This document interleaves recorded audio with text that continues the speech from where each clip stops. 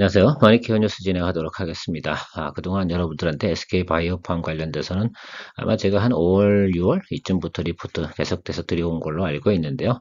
그 당시도 리포트 드렸던 내용이 4분기 흑자 전환 여기가 타겟이 될 거고, 또 겨울이 되면 바이오 관련돼서 상당히 또 시장이 한바람 또 불어온다, 이런 말씀 드리면서 리포트 해드린 적이 있습니다. 그래서 좀 길게 보고 가야 되는 것들 이야기 드렸고요. 며칠 전에 셀트리온 관련돼서 리포트 드렸습니다. 뭐 예상과는 크게 차이가 없고요. SK바이오팜 역시 지금 진행되고 있는 내용들이 전혀 지장이 없다. 그러니까 우리가 타겟을 했던 4쿼터의 흑자 전환 되면서부터 2024년도에 꽤 많은 수익성을 갖다 증가해 나가는 그 모습 우리가 기대해 볼 수 있다라고 생각할 수가 있습니다. 그러니까 뭐 여러분들께서 만약에 주식을 뭐 중간에 뭐 잠깐 주가가 많이 오른 적이 있지 않습니까? 그럴 때 수익 실현하신 분도 계시긴 하겠죠. 자, 여태까지 보유하신 분들도 그렇게 잘못한 건 아니죠. 매크로 지표가 안 좋을 때 뭐 어떤 종목이 좋습니까? 대부분의 종목들이 다 조정을 받는 것들이고요. 그런 걸 제외하고 나서 또 지금 3분기 실적 나오면 주가가 상당히 또 반등이 들어오고 있습니다. 이유인즉슨 예상과 실적이 부합해 나가고 있는 것들이고, 이대로 가면 4분기에 확실히 흑자 전환 리포트 우리가 볼 수 있음을 예상할 수가 있습니다. 자, 그런 점들을 보고 여러분들이 투자에 또 맥을 짚어가는 거 아닌가라고 생각을 하고 있는데, 한번 리뷰해 보도록 하겠습니다. 도움되셨다 생각하면 좋아요, 구독 꼭 부탁드리고요. 그 뭐 끝까지 다 보신 분들이 좋아요도 안 눌러지는 건 조금 그런 것 같고요. 어쨌든 제가 뭐 여러분들 리포팅을 해드리는 이유 중에 하나는 여러분들의 판단에 도움이 되도록 하기 위해서 하고 있습니다. 뭐 저도 개인적으로 투자하면서 도움이 되기 때문에, 왜냐면 저도 계속해서 이런 식으로 리뷰를 계속 해 나가거든요. 체크도 해보고. 어쨌든 동사 같은 경우는 엑스코프리의 매출의 성장성, 이런 부분들이 계속 유지되냐 안 되느냐, 이런 것들을 우리가 체크해 봐야 된다고 생각을 합니다. 엑스코프리 US 매출액은 계속해서 QOQ 대비해서 한 19%, YOY 대비해서 60% 성장하고 있는 모습을 우리가 확인할 수가 있습니다. 오늘 회사 연결 매출액 기준으로는 적자 상태이면 틀림없습니다. 이것이 드디어 4분기에 흑자로 전환이 된다라고 하고요. 3분기가 상당히 중요했던 건 매크로 지표도 안 좋긴 했지만 3분기 때 나오는 실적 자체가 예상치대로 진행이 되고 있는 모습을 확인한다 그러면 4분기에도 계절적 성수기가 조금 있지 않습니까? 자, 겨울이 다가옵니다. 내전증 치료제가 좀 더 어떻게 됩니까? 처방이 더 많이 나가는 계절이기도 합니다. 그래서 4분기 같은 경우는 조금 그런 부분까지 감안하면 충분히 흑자 전환까지 간다라고 생각하고요.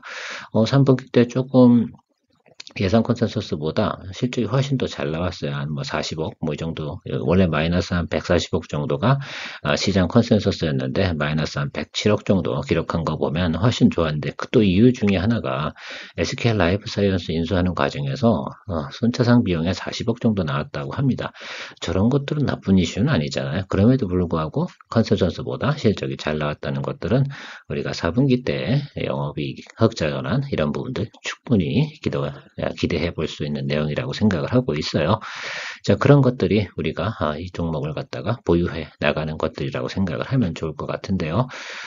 제가 교보증권하고 대신투자증권 거기 관련된 자료를 보고 이야기 드리는 건데, 12만 원 정도 타겟을 보고 있고요. 낮게 보는 곳은 10만 원 정도 보고 있습니다. 여러분들께서 목표가는 잘 설정해 보시면 될 것 같지 않나 생각을 하고요. 뭐 10만 원 정도는 무난히 가지 않을까. 왜냐면 지금 실적 나온 거 기대대로 가고 있는 것만 갖고도 지금 8만 한 7천 원, 8천 원 이 정도 수준까지는 충분히 볼 수 있는데, 흑자전환 거의 확실시되어지면 적어도 10만 원 정도는 충분히 간다라고 저는 개인적으로 보고 투자하고 있습니다. 여러분들께서도 좋은 판단 내리시면서 가면 될 것 같고요. 또 SK바이오팜 궁금해서 오신 분들 계시지 않겠습니까? 이 회사는 도대체 어떤 걸로 매출을 주로 내고 있는가라고 생각해보면 엑스코프리가 성장이 상당히 좋습니다. 뭐 실제로다가 매출 일으키고 있는 것도 이게 전부 다고요. 성장성이 너무 놀랍게 나타나고 있는 것도 우리가 확인해 볼 수 있고요. 이유인즉슨 여기 이 표를 보시면 알 수 있는데, 엑스코프리가 지금 미국 내에서 전체 시장 점유율 50% 정도 됩니다. 그러니까 나머지 회사들 다 합쳐도 엑스코프리를 못 따라온다라고 생각하시면 될 것 같고요. 이 비중이 지금 처방전 비율로는 한 70%까지 갈 것으로 예상이 나오고 있습니다. 그러니까 내년도 같은 경우도 사실 뭐 약이라는 게 그렇지 않습니까? 효능과 효과가 상당히 좋아야지 의사들이 사용하는 것들인데 또 내년도 같은 경우는 TV 방송에도 또 이렇게 내보낼 생각을 가지고 있다고 NDR 후기로 나오고 있는 부분도 확인할 수가 있습니다. 어쨌든 뭐 엑스코 프리의 성장성은 상당히 좋다. 이 부분은 부인할 필요가 없다. 대체약이 나오기 전까지는 엑스코 프리의 독점적 위치는 계속될 거라는 것들이 시장 컨센서스다라는 말씀드리도록 하겠습니다. 영업이익과 추이 뭐 이런 것들 한번 살펴봐야 되는데 여기 기점이 바로 여기라고 생각하시면 돼요. 지금 우리가 여기까지 와 있지 않습니까? 그래서 2023년 3쿼터까지 다 온 겁니다. 그래서 여러분 보시면 요 구간이 드디어 흑자 전환 나오는 구간, 요걸 갖다 이제 우리가 보고 투자를 해야 되는 내용이다라고 생각합니다. 이 부분을 갖다 우리가 인지하지 못한다고 하면 SK바이오팜은 투자할 필요가 없겠죠. 그다음에 뭐 신약 나오는 파이프라인 이런 거 우리 기대하지 맙시다. 눈에 보이는 것만 갖고 나머지가 뭐 추가적으로 알파로 더 터진다고 그러면 그거는 주가의 예를 들면 성장성을 더 가져오는 것들이니까 그런 기대치까지 다 집어넣고 받아보면 우리가 냉정하게 바라보긴 좀 어렵지 않나. 그래서 저는 계속해서 이것만 보고 있어요. 그래서 그런데 한번 살펴보세요. 지금 추세 정도로 계속 가고 있다라고 하면 2023년도 대비해서 매출, 미국 매출액이 계속해서 늘어나는 이 부분이 중요한 거 아니겠습니까? 그래서 흑자 전환된 다음부터 나타나는 주가의 성장성 부분도 조금 시장의 관심만 받고 또 그래서 매크로 지표가 조금 괜찮아지거나 시장 환경이 괜찮아지거나 그렇게 된다고 하면 상당히 큰 인기가 나올 것이면 틀림없을 것 같습니다. YY 성장세는요, 이 부분 당연히 꺾이는 건 당연히 맞지 않겠습니까? 그렇죠? 추가적인 알파 파이프라인이 시장에 나타나기 전까지는 그럴 거고요. 어쨌든 지금 영업이익 부분은 크게 개선될 것임에 틀림이 없다는 부분들이 우리가 생각하고 있는 내용이다라는 것들이죠. 자, 그래서 이 부분에 대해서는 우리가 좀 추세적으로 좀 우리가 주가를 투자할 때 과거의 고점도 한번 생각해 보고 중장기적으로는 그렇게 보셔야 되고요. 일단 12월, 1월 요 사이까지 가는 과정에서는 이 부분 영업이익이 흑자 전환하는 부분 잘 확인해 보시면 될 것 같습니다. 그래서 우리가 포워드 가이던스 나왔는데 이게 DS투자증권 나와 있는 내용이 좀 더 교보증권보다 보수적으로 나와 있더라고요. 그래서 실제로 좀 얘기 드려보면 4쿼터에 지금 흑자 전환 하는데 흑자 전환 어떻게 이렇게 써놨냐 모르겠습니다. 1억 써놨습니다. 예.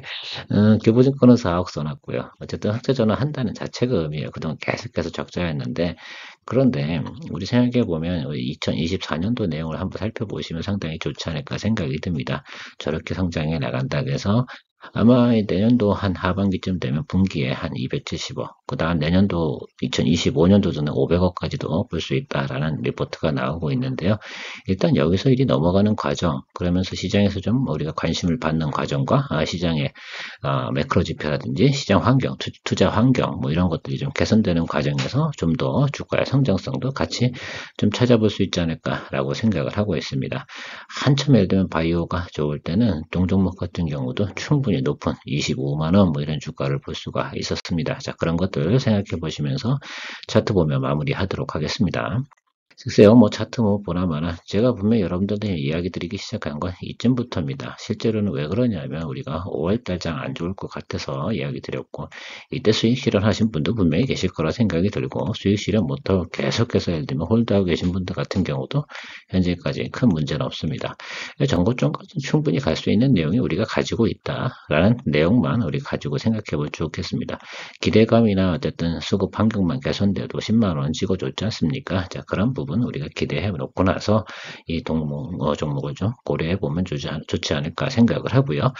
일단 단기적인 올해 2023년도 수급 현황만 갖고 나타난 현상은 요거고요. 뭐 글로벌적으로나 전체적으로 투자 환경이 개선될 땐 더 높은 곳까지 바라볼 수가 있는데 시장에서 일단 바라보고 있는 내용은 10에서 12만원 정도가 타겟 프라이스다라는 점 정리해 드리고요. 일단 그렇게 보시고 가도록 하겠습니다. 저도 제가 볼 땐 한 1월달 초에 고점 나오게 되면 동종목 같은 경우 일단 수익 실현하고요. 또 수급과 환경을 보면서 가는 것도 좋은 방법이지 않나 이렇게 생각을 합니다. 어쨌든 이렇게 하나 좋은 거 잡아놓고 나서 계속해서 실적이 좋게 나오는 종목들 같은 경우는 우리가 눌림이 들어올 때마다 공략할 수 있는 포인트도 좀 존재하는 것들이 상당히 좋겠죠. 고점에 잡으신 분들 같은 경우 이런 경우가 상당히 좀 위험하지 않나 생각을 하고 있어요. 그래서 이런 것들은 좀 아니지 않나. 항상 그래서 보통 내용이 좋다라고 한다 그러면 이런 때라든지 이렇게 눌림 들어오는 과정을 잘 살펴서 이야기 드리는 것이 의미가 있는 것 같습니다. 지금은 계속해서 아직도 홀드 의견 드리도록 하겠습니다. 저도 계속해서 홀드해서 가도록 하겠습니다. 어쨌든 여러분들도 좀 도움이 많이 되셨길 바라고요. 도움이 되셨으면 좋아요, 구독 많이 관심 부탁드리도록 하고요. 좋은 주말 되시기 바랍니다.